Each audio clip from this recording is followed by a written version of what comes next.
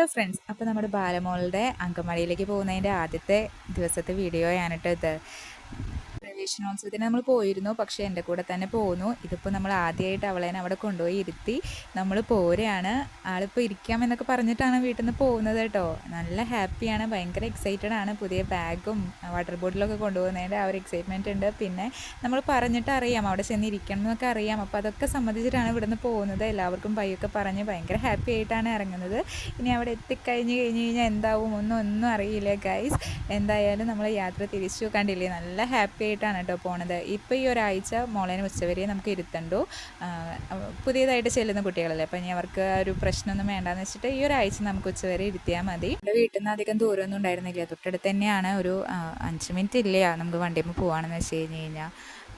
അപ്പോൾ അവിടെ എത്തിയപ്പോഴാണെങ്കിലും നമുക്ക് താറ്റയും പയ്യൊക്കെ പറഞ്ഞ് ടീച്ചറുടെ അടുത്തേക്ക് വേഗം ചെന്നു. നമ്മളോട് താറ്റയൊക്കെ പറഞ്ഞ് പോരുകയാണ്. ഇനി എന്താവും എന്നറിയില്ല ഗൈസ്, നമുക്ക് കണ്ടറിയാം. അപ്പോൾ ഓക്കെ, ബൈ ബൈ.